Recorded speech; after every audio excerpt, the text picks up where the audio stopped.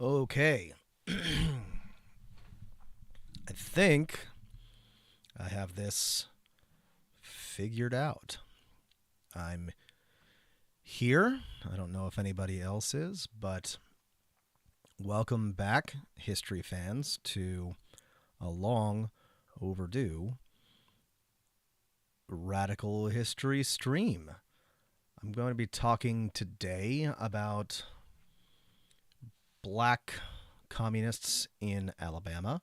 A lot of this is drawn from the book Hammer and Hoe by Robin D.G. Kelley. But for right now, I'm just going to be working on getting my technology figured out. So sit tight while I make sure I know what's going on. That's not where I want it to be. Yeah, stay tuned.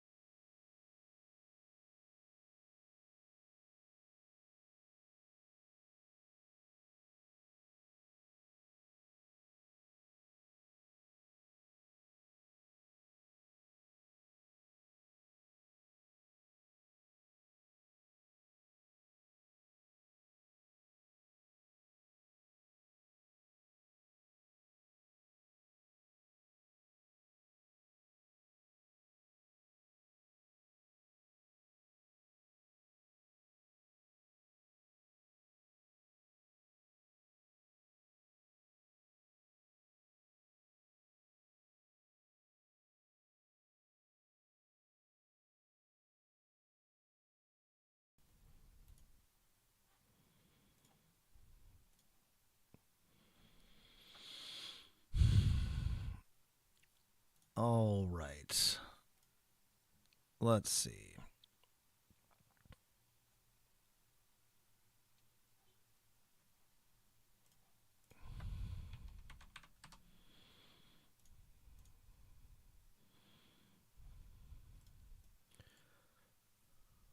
Oh, hey, I've got somebody in here. Hello, Curtis. Thank you for the welcome back. And I'm glad the sound and video is good.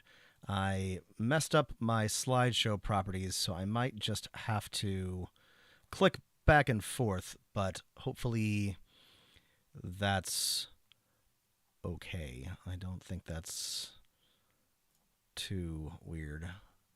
I just need to figure out why this isn't exactly working.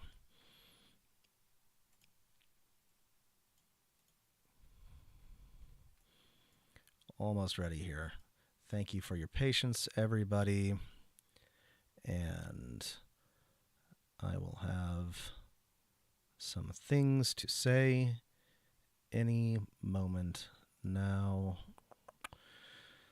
They changed some things about OBS since the last few months. I've been working on this. And that's fun. It's probably a good thing. But I'm gonna have to figure out how things are supposed to work.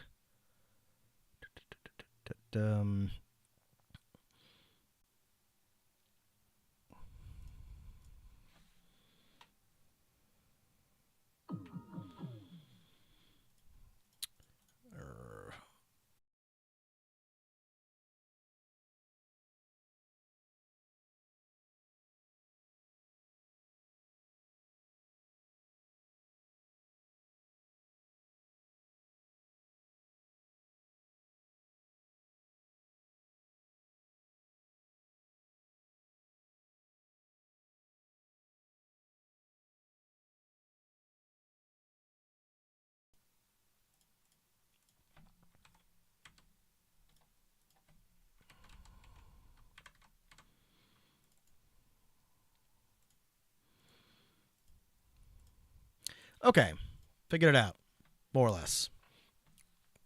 Close enough.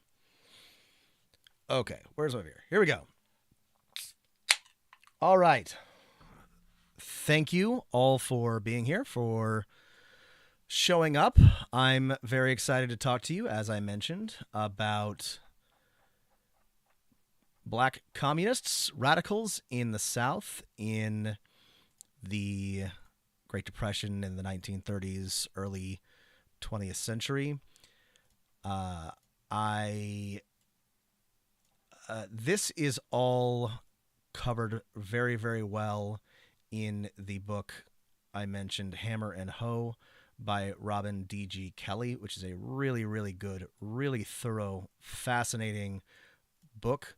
It's full of interesting people and excellent discussions of the struggles of organizing and of trying to pursue racial and social justice in the South. Some of this also comes from a communist memoir, Organizing in the Depression South, by James S. Allen, written by one of the people who was involved with a lot of this work. There's also a very good book that came out a little bit more recently by Mary Stanton called Red, White, and Black, the Alabama Communist Party, 1930 to 1950. If you're interested in this, I really strongly encourage you to take a look at any or all of these books because they're great. But also they're able to go into much more detail than I'm going to be able to go into on this talk, even though I would love to speak at great length.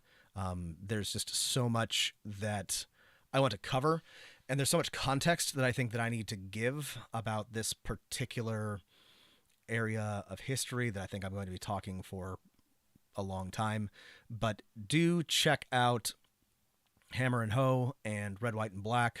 And if you really want to get to the primary source material, check out A Communist Memoir by James S. Allen. I'm also going to, once I figure out how to adjust these streams a bit, I'm going to link to a couple of other videos and resources. Robin Kelley's still around, and he talks sometimes about this stuff, and he's a great source to listen to. So I am hoping you'll check those out as well. So the reason why I'm talking about this is, well, because I want to, because I love radical history, and this is about as radical as it gets. It's also, of course, Black History Month. And I'm not sure if you're aware, but I am a white man. And so there's not much that's really good for me to talk about during Black History Month or that it is my best job or my role to talk about. And what's so exciting about this period in history to me, and what's so interesting, is that it is a site of limited interracial organizing at a time when that's basically non-existent. There's not, I don't want to overstate this, there's not a whole lot of coordination between white Alabamans, and black Alabamans, but they do work together, especially in some of the organizations that I'm going to be talking about tonight. And that, I think, is both fascinating and worth studying and worth talking about. And this is, I think, not that one of the areas where I think that it is that there's a lot still to be said and talked about. And I also looked around a bunch on YouTube. I didn't find a lot on this time period, and there's a good reason for that I'm going to talk about toward the end, that you can probably figure out about how we talk about the history of communists. But at a time when the big unions and the largest even racial organizations, anti-racist organizations, to the extent that they exist, were not really coordinating between races. The Communist Party and the organizations that it was associated with in Alabama and in the South were dedicated to a program of anti-racism. And I think that's fascinating, and I'm excited to talk about it. So, without further ado, let's jump into what we've got going on here. So, first, we need to talk about, let me find the right slide.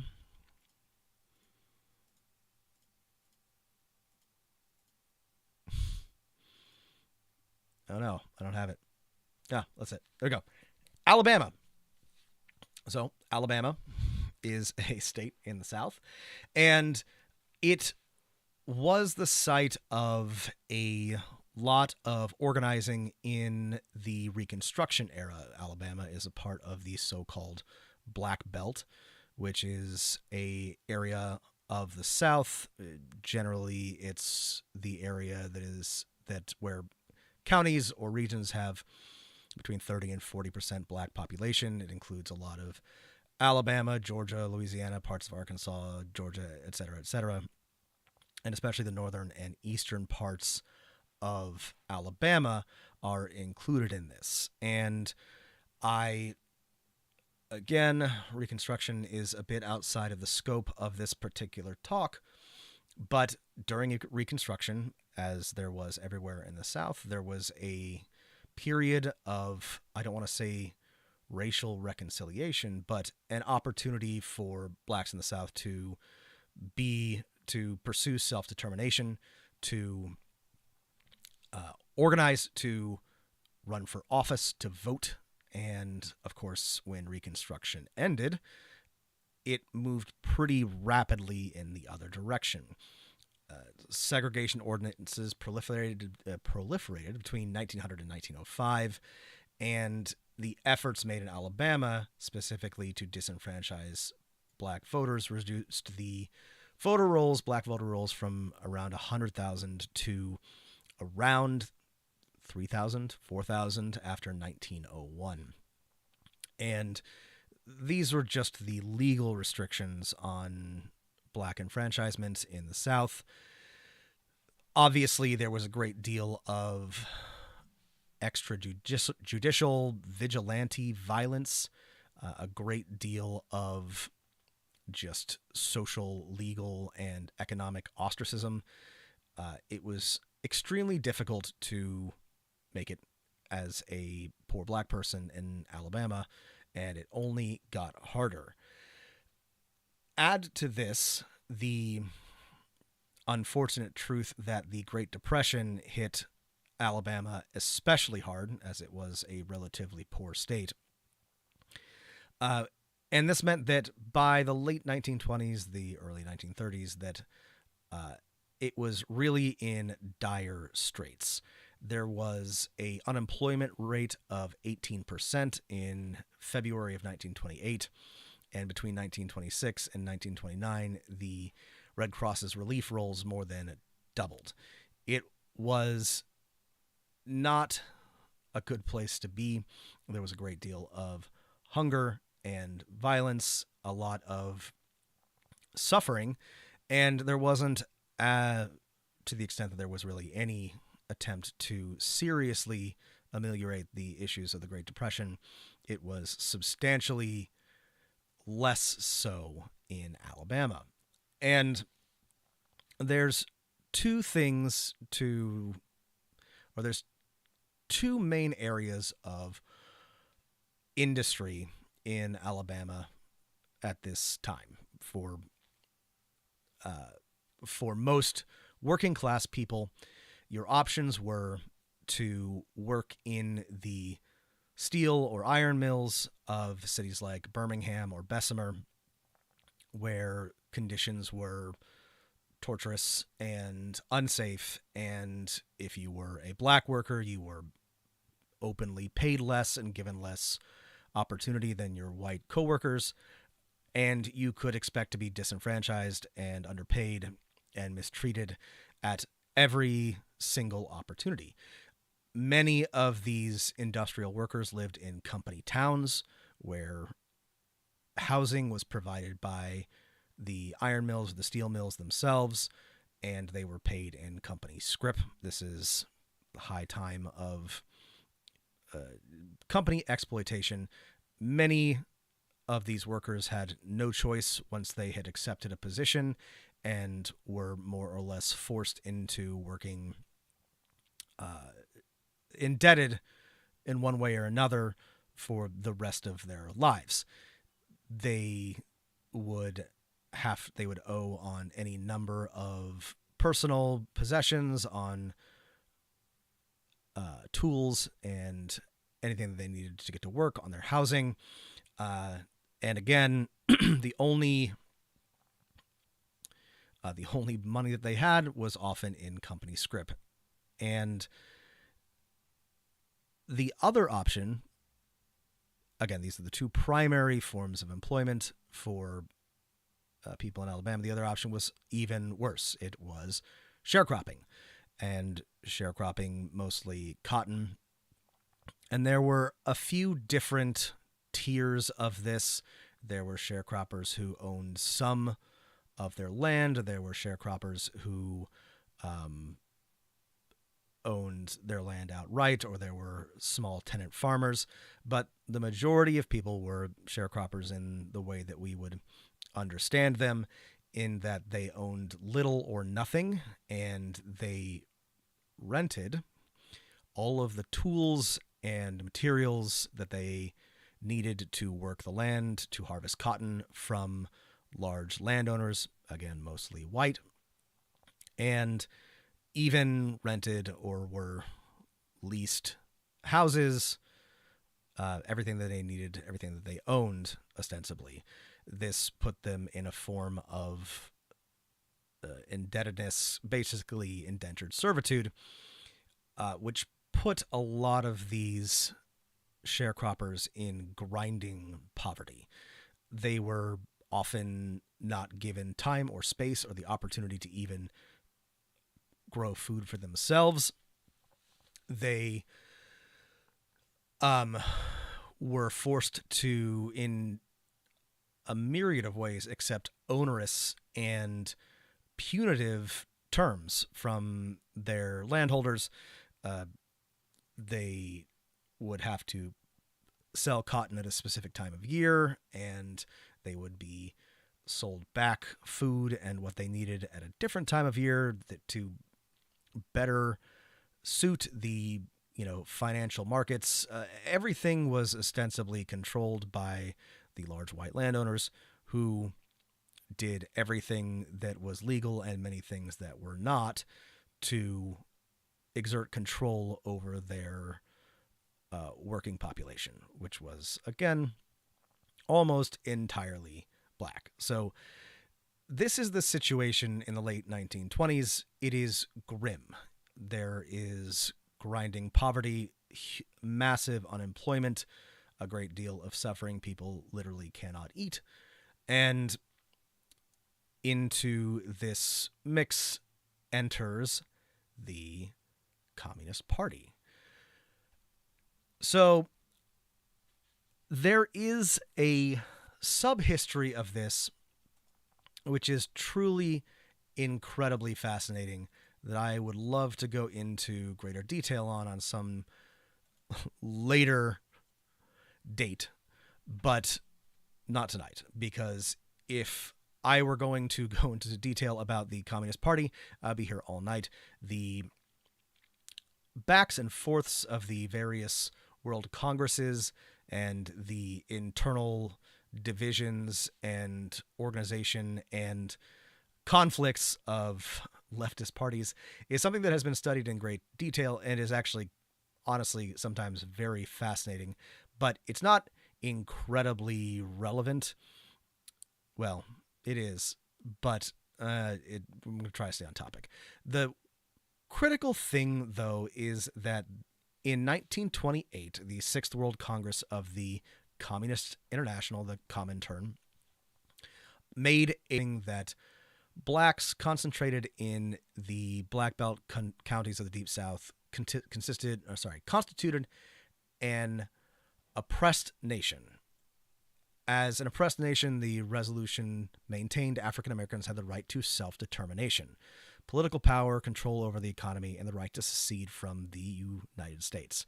This was distinct from how the Comintern viewed the northern black population, considered that more liberal or more participatory with the bourgeois politics and democracy, but this was a significant change for the Comintern.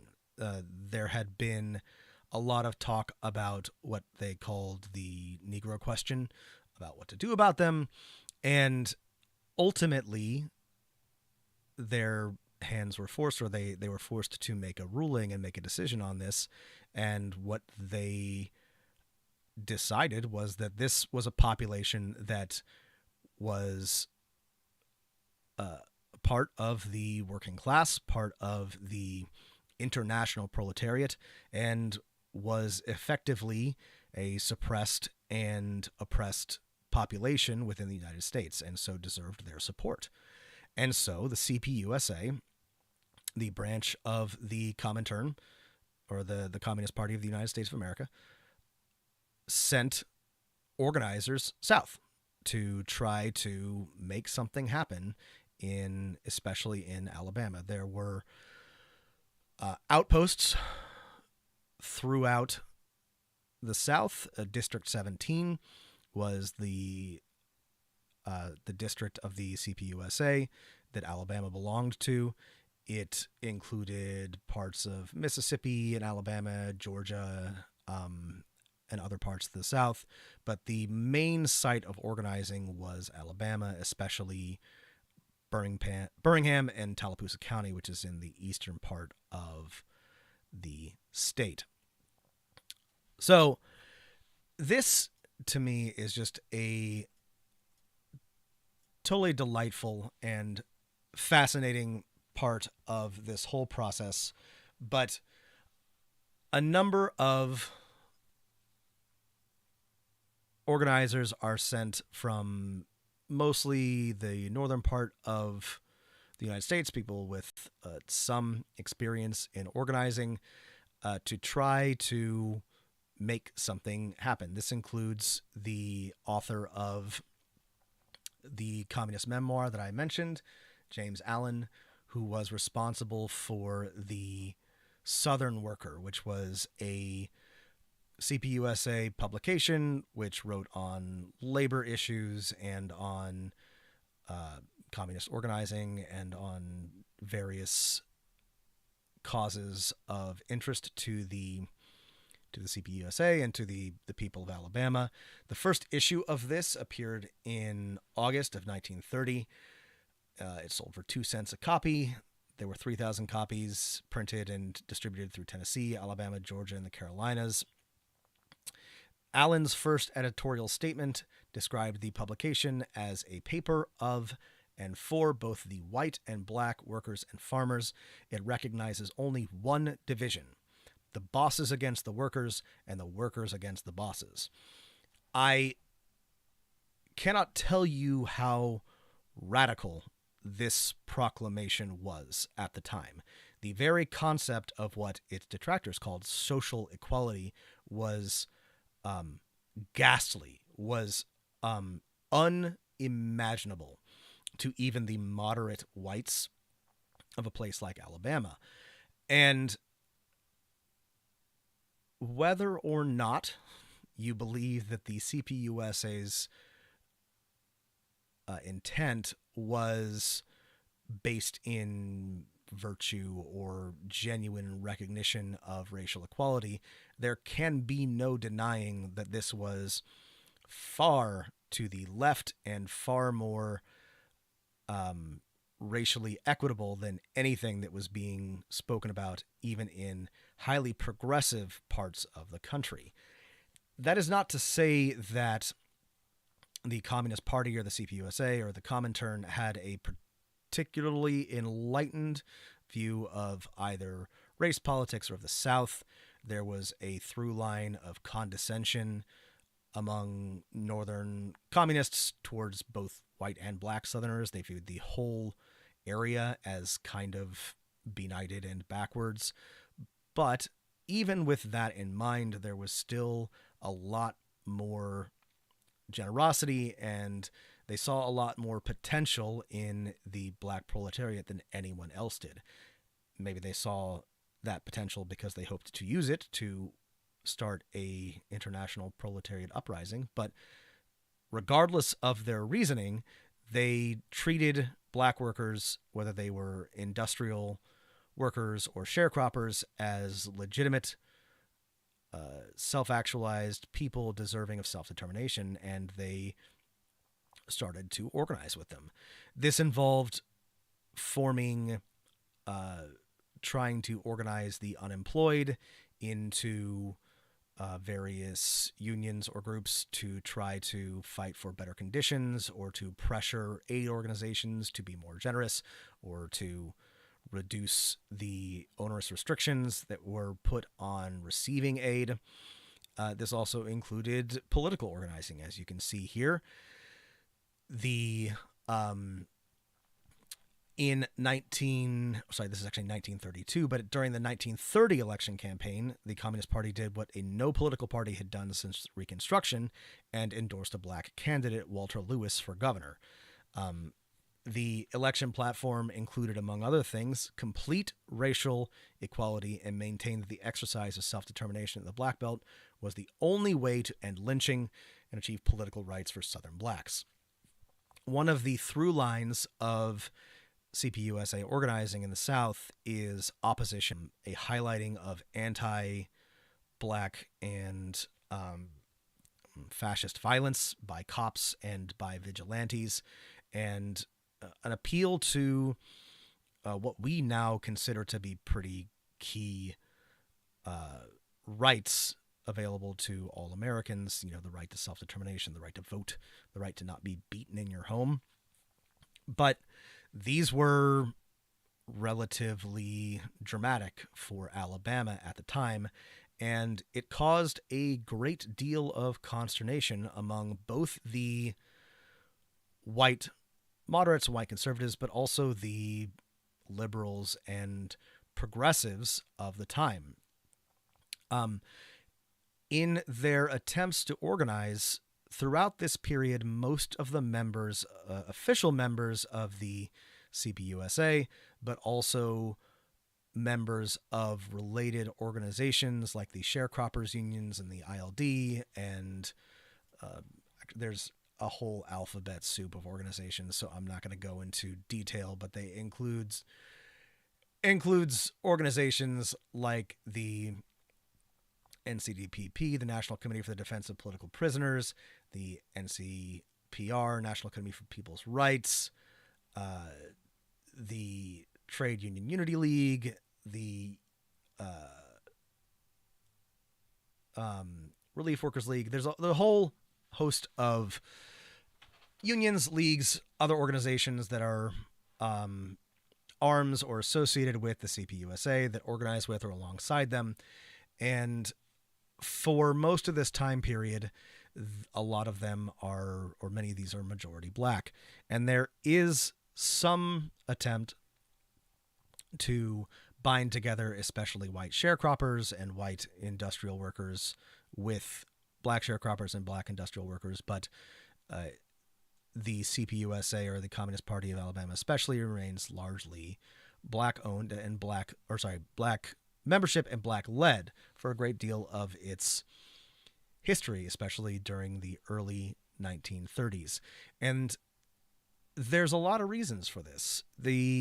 To its credit, the Communist Party remains dedicated to a program of anti-racism, which is a point of contention for a lot of communists and socialists and radicals of one sort or another who want to de-emphasize, and this will sound familiar to those of you on the left in America are familiar with the struggles of leftism everywhere, But they want to de-emphasize the racist element, the anti-racist element, and focus on the class organizing part. They find that they're concerned that the emphasis of black rights, anti-lynching, the right to vote, is driving away potential white allies or white workers. And to an extent, some of this is true. There's also practical reasons why it is difficult to attract large numbers of white workers to the Communist Party platform. And these are legal and social consequences. There are ways in which it is explicitly illegal to organize across races. In the 1930s in the early 1930s, a number of laws are passed that make it explicitly illegal or punishable to essentially to be a communist. In Birmingham, City Commissioner Jimmy Jones conducts a full-scale investigation into radical activities and introduces a anarchy ordinance to curb communism. It is passed unanimously by the city council. It makes having subversive literature punishable by a fine and by time in prison. There's also social consequences to organizing with black workers. A number of whites who try to join the Communist Party or who try to organize with it find themselves ostracized and excluded by their white neighbors.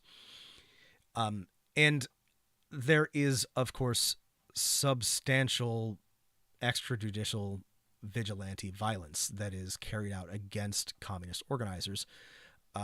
The conflation between blacks and communism is, or rather, there really is not any difference in the mind of the White Legion or the Ku Klux Klan or any number of other white vigilante posses. They may as well be one and the same. And whites who organize with or cooperate with the communists are not spared from this violence. Far fewer numbers, but a number of whites who are associated or found to be associated with the Communist Party are beaten. Some of them are killed. And so it takes a great deal of bravery at this time in history to be openly or even not openly a communist, whether you are black or white. But the potential consequences for white Southerners are substantial, and this makes it very, very challenging to organize. That being said, throughout the early 1930s, the membership of the CPUSA ranges from a few hundred to a few thousand, includes, again, 70-80% black workers, but a non-inconsiderate amount of white working class members, as well as some white intellectuals from the South and from elsewhere, a substantial number of women, both workers and wives. It is, again, comparatively a fantastically progressive and diverse organization at a time when such things really don't exist. The real key point, though, the moment when the CPUSA and the efforts of the Communist Party rise to national prominence is the Scottsboro Case. And you may or may not have heard of this. It's important in the history of judicial law in the Supreme Court. And please don't get mad at me if I get this wrong, because it's kind of outside of my area of expertise, but I believe ultimately the outcome of this case is that juries are required to have black jurors on them if they are trying black citizens. But at the beginning, this is a pretty egregious case of white supremacist. It's essentially legal violence, but it's a kangaroo court, and more or less an attempt at a legal lynching. So here's what James Allen has to say about it, what he wrote in his memoir. On the evening of March 25th, 1931.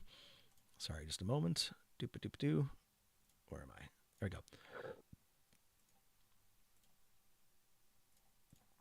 we go. Excuse me. On the evening of March 25th, 1931, an alarming report came over the radio. 9 black youths had been taken off a freight train by a deputy posse at the small town of Paint Rock, Alabama. The oldest of the boys, we learned later, was 20. The youngest were 12 and 13. The ominous charge of rape was in the air, for 2 white women were also taken from the same freight. The next morning, we learned that a large white mob had gathered the night before in Scottsboro, where the captives had been lodged in Jackson County Jail. National Guardsmen were sent by the governor on request of the local sheriff. We wired the International Labor Defense in New York, alerting them to the danger of a mass lynching. The local ILD telegraphed Governor B.M. Miller of Alabama and Judge Alfred E. Hawkins at Scottsboro, charging them with responsibility for the safety of the prisoners. So, almost immediately, the Scottsboro boys are sentenced to death. The jury does not deliberate almost at all. The ILD retains a couple of lawyers, George W. Chamley and Joseph Brodsky, who, through the legal efforts, managed to eventually successfully appeal and get the death sentences overturned, though not without great difficulty. The case was sent to the Supreme Court eventually. As I mentioned, it ruled that African Americans had to be included on juries and ordered retrials. Here's what I didn't know about the Scottsboro case, and I need to take a drink before this. So I had some limited understanding of this. I had heard about it. What I did not know was that charges were only dropped for 4 of the 9 defendants. Now, sorry, I should go back. They did not do the thing. They did not rape 2 white women. They did not do anything. They got in a fight they were riding the rails, as one did in 1931, if you were poor and indigent, and they got in a altercation with some white rail riders and beat them in a fight, basically. And so they got off and they tattled. And then 2 of the white women on the train accused them of rape. One of them recanted. Their accounts were obviously lies. It was clearly not it was just an obvious case of a miscarriage of justice from the very, very beginning. So, I was shocked to learn that 4 of the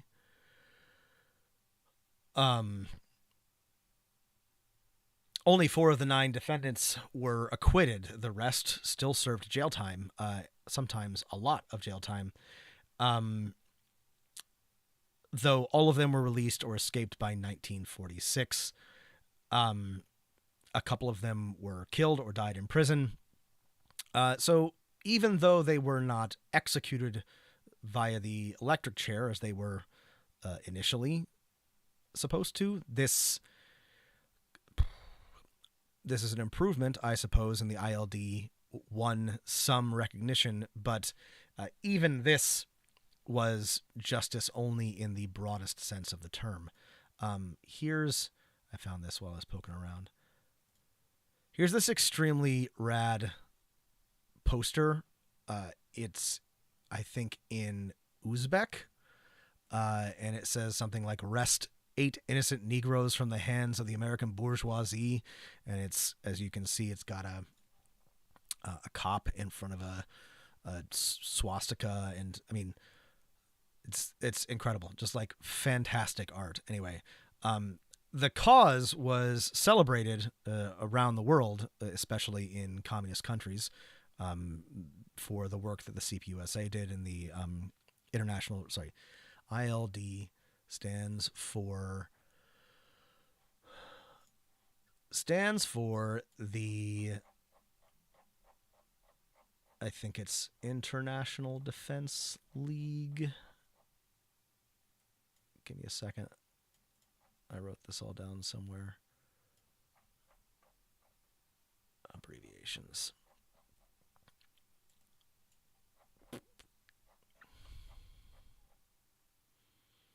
International Labor Defense. Sorry, that's even better. Apologize. Thanks for bearing with me.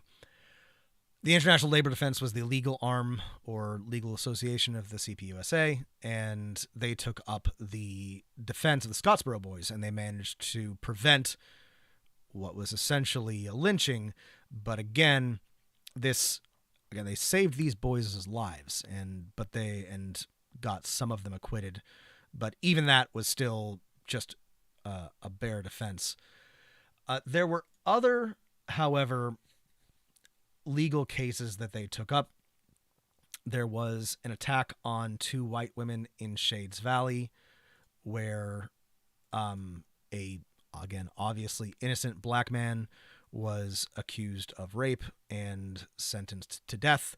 The sheriff's deputy was the brother of one of the women and tried to assassinate him in jail. And the ILD took up his case. Later on, a white sharecropper hired a 12-year-old black girl named Murtis Dixon to do domestic work for him and raped her at knife point.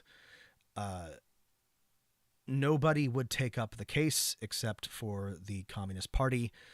Ultimately, there was no justice for Murtis Dixon, but when even the NAACP and the ostensibly progressive organizations had no interest in pursuing justice for this young girl, the CPUSA did. And the ILD was instrumental in all of this. It was willing to go to bat for defendants that everybody else thought were beyond saving. And there's a element of this which is, well, I mean, it's all extremely racist, but the concern specifically among whites about communists had a lot of like very it's just a lot of psychology, let's say. There's, according to Hammer and Hoe, there was a belief that communists intended to make women public property, available to all irrespective of race, and this served as a powerful buffer against communism. Black men, it was suggested over and over again, were drawn to communism because it meant having access to the dominant society's greatest treasure, white women.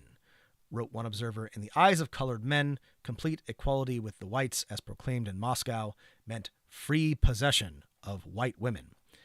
And so the ILD came to represent, just terrify and confirm the worst suspicions of whites in Alabama, that they were defending these black rapists because they wanted to distribute all property, which included white women, to everyone equally. And it evoked incredibly strong emotions, the ILD did, from both blacks and whites. Most whites, again, they viewed them as part of this insane communist plot to redistribute property, especially women, as to bring about a race war and a sexual revolution. But many black people saw the organization as a public defender for the race because nobody else would. The ILD was more popular in Alabama than the NAACP, which had served this, that's not true. In parts of Alabama, it was more popular and it was more willing up to this point to fight on behalf of the lowest members of society. than the NAACP was. The NAACP did eventually offer their services to the Scottsboro boys, but not the Scottsboro boys refused, already being represented by the ILD, and the NAACP did not send anyone or did not attempt to make contact until after a conviction had been reached. And in a way, the ILD was rivals to the NAACP and to the black elite in general. They sort of trod on a area of political practice that was at this time considered the preserve of the black bourgeoisie. Michael, this is a good question. So I was going to talk about this later, but I'm happy to talk about it now because it's a good question. So Michael asks, how connected were American progressive organizations to these nations? And I assume you're asking how connected was the CPUSA and these organizations to Russia or to the Soviet Union. And the answer is not very. They received some funding from the Comintern and from the Soviet Union in general. And so some of the accusations of being puppets of Moscow or whatever were partially true. But the truth is that the CPUSA of Alabama operated almost entirely independent of the larger Communist Party bodies, especially the most of those were in the North. And there was contact and support and congeniality between Southern communists and Northern communists, but it was extremely difficult to organize in the South, and it was extremely difficult for Northern communists to get to and stay in Alabama. And there was a strong tradition of organizing and of resistance that already existed in the South, going back well beyond to Reconstruction, to slavery, traditions of downing tools, traditions of disruption and organized resistance, passive and quiet resistance. And so the CPUSA found fertile ground for organizing against the ruling class, but it did not puppet the people of Alabama. They were very much, supported by, but working on their own, often without orders or often ignoring orders from Moscow. And one of the things that I will not have time to get into is when there were, difficult or complicated doctrinal debates going on in the Comintern or elsewhere in the Communist Party, the Alabama CPUSA was mostly focused on practical issues. They did not tend to participate, and they didn't always follow the party line. So that's a good question. So this did not stop the cops or the liberals or really anybody from accusing all organized blacks and all communists from being part of some plot from Moscow. But in truth, they received some small amount of monetary support and a little bit of organizing assistance and some educational aid, but were very much independent and self-organized. So after the Scottsboro case, after the ILD and other successes, or at least ostensible successes, there was additional organizing. There was a wave of strikes in 1934. There were substantial labor wins as the United States started to pull itself out of the Great Depression, and labor won a number of victories in a number of places, including in the South. This led to a problem with, a common problem with leftist or progressive organizations in the United States and throughout history, which is co-option or incorporation.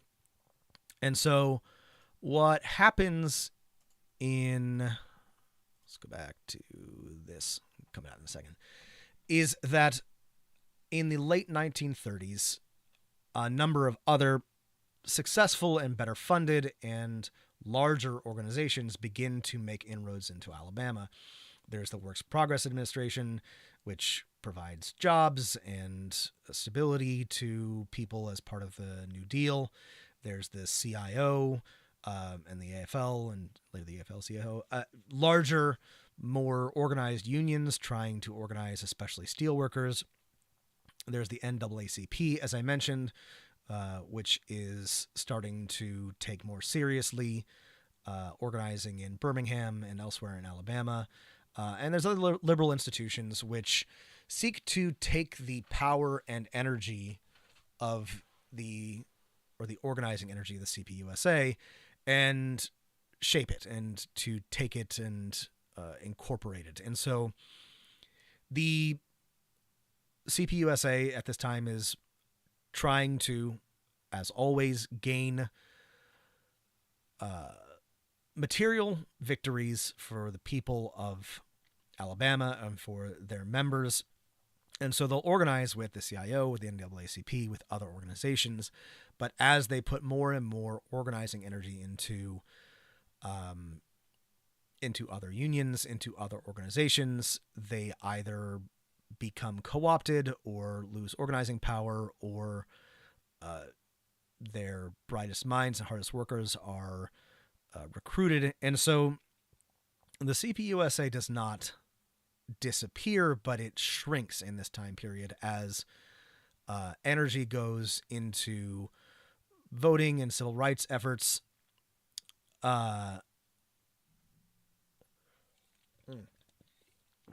Voting and civil rights efforts led by the NAACP, or industrial organizing efforts by the CIO. And it's substantially weakened by the outbreak of World War II.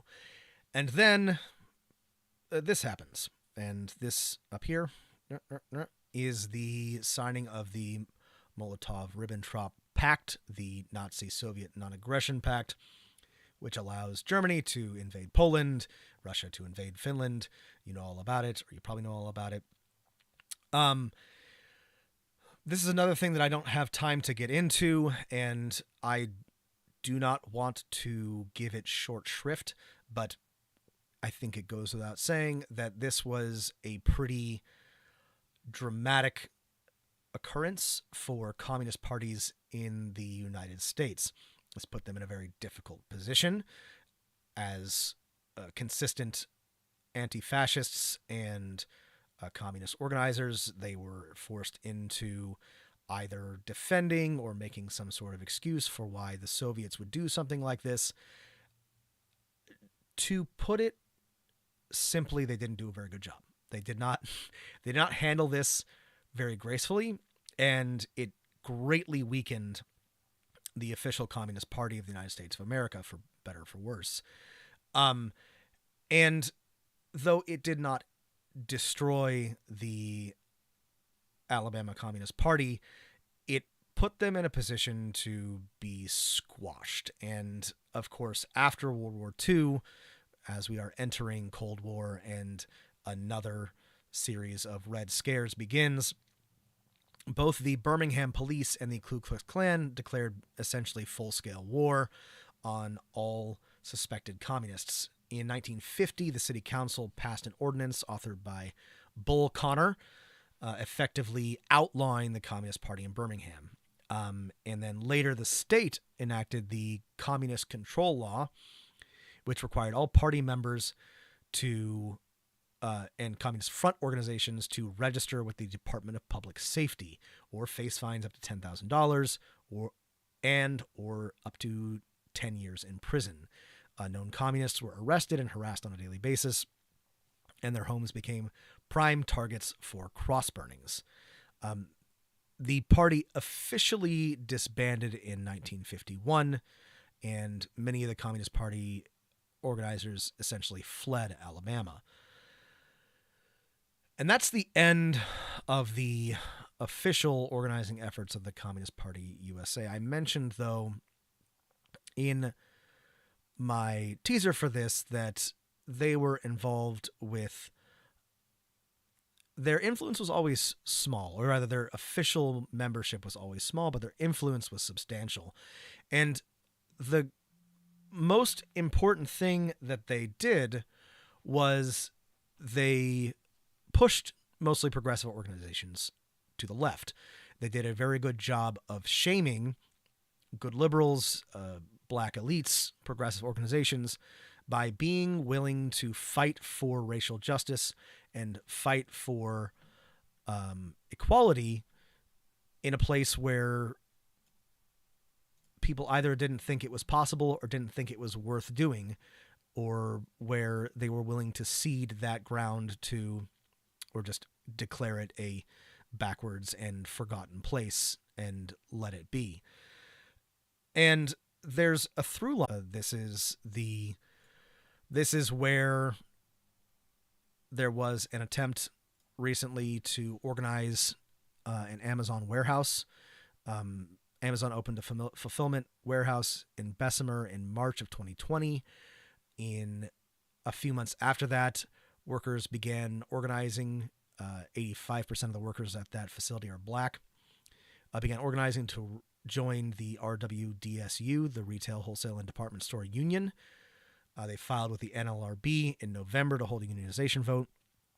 As you probably know, that vote failed because Amazon successfully expanded the bargaining unit 3 times.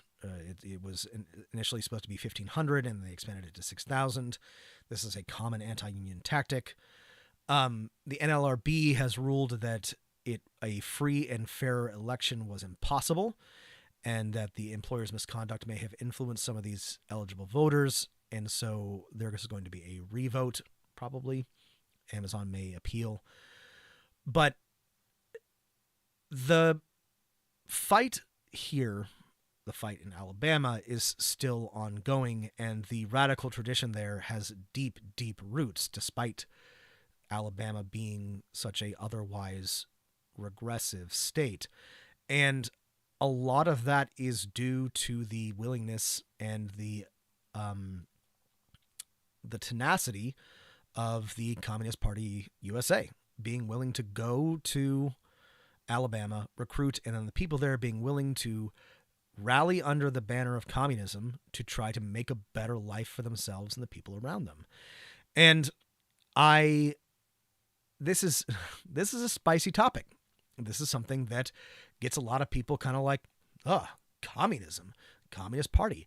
But whether or not you think that communism is good, you cannot deny, or I don't think that you can deny, that what the CPUSA and its members, who were often on the ground, sharecroppers, industrial workers, illiterate or unlettered, who taught themselves how to read, how to organize, how to fight, often physically with guns, to defend themselves against racist violence. They were willing to do what others would not. They were willing to stand up for what was right at a time when a lot of, again, ostensibly liberal, progressive organizations were unwilling to do so. And I have a couple of quotes that I really liked that I wanted to share with you from people who were involved. And this is an area of history that's not well covered, but we do have a lot of firsthand accounts, or a goodly number. And so this is something that from James Allen's introduction to his memoir. He wrote, "I must admit that at the start we were subversives, as so often charged. We did conspire to charge the Southern social order, to uproot its remnants of slavery, to improve the life conditions of blacks and whites, as well to humanize, to civilize relations between them. Yes, as again often charged, socialism was our goal for the South as well as the North, but we knew it was in the future. In the meantime, the order of things had to be improved. Along the way, we wanted to overcome racism and the know-nothingism and the obscurantism that continue to mar our history and current perceptions. And if socialism is the outcome of efforts such as these, why not?"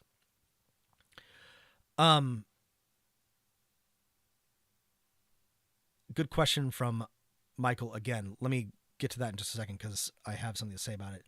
Another quote that I really liked was from Robert Hall, another communist organizer, who wrote, "An exercise in courage or militance for a worthy cause is, I believe, never wasted, even though its tangible result is impossible to measure. The tragedy of the Southern liberals and the Southern communists is that potential for a great achievement was squandered." So we have a issue in the way that we talk about American history, in that I feel that we privilege a Whig version of history where we have to understand everything as an unbroken line of progress. Everything has to contribute to the step-by-step progression of civilization. And so failed movements, even if they are correct, or failed attempts at justice, are often ignored or written out or overlooked because it's too complicated. And this is one of the problems with Reconstruction. And this is one of the problems with this particular organization, the CPUSA, which deserves, I think, a special place in history, in American history, and a privileged place for fighting for racial justice at a time when, seriously fighting for racial justice, putting up black candidates for election at a time when it was in a segregated South where it was illegal or de facto or de jure illegal to do so. And I think that because they're communists, because it does not fit very well in the American narrative, we overlook a very important part of American history, even though it is relatively small and its influence may be minimal, or its actual tangible influence. But I still think that in the history of American organizing and American labor movement, it's very, very important. So Michael's question is a good one, about the deep roots of Christianity in the South and in black equality movements. I cannot say for sure, but I do not think that the anti-religious elements, which are prevalent in mainstream communism, were important for the CPUSA in Alabama. I don't know that that was a substantial part of the organizing. Nothing that I read seemed to say that it was. And this is one of the ways in which the CPUSA of the South took on its own character, and the way that it sort of developed independently from the Comintern and from the communist parties elsewhere in the country, is that it was religious in character, is that there were religious millenarian and other traditions of religious egalitarianism that mixed with the organizing of the CPUSA. Now, I don't know for sure that it did not impact the way that the communists were seen or the way they interacted with other people in the South. I know that the black ministers did not like the communists and saw them as either deliberately subversive and dangerous, or giving blacks in the South a bad name. But even though the sort of the party line of communism, of the Comintern, is very anti-religious, I do not think that that played a major part in the CPUSA of Alabama. Good question, though.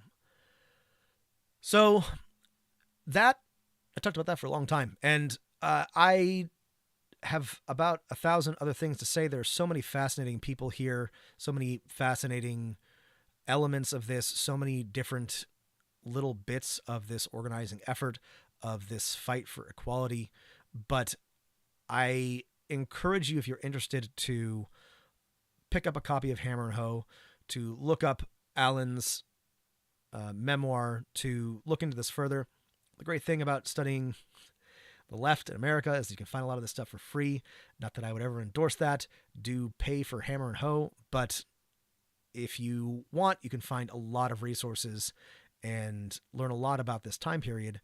And I think that it's really, really significant, and I think it's interesting and important. So if you're still with me, thank you all for listening. Thank you for tuning in. I'm glad to be back. I will be talking about who knows what sometime soon, but thank you, and I'll talk to you all next time.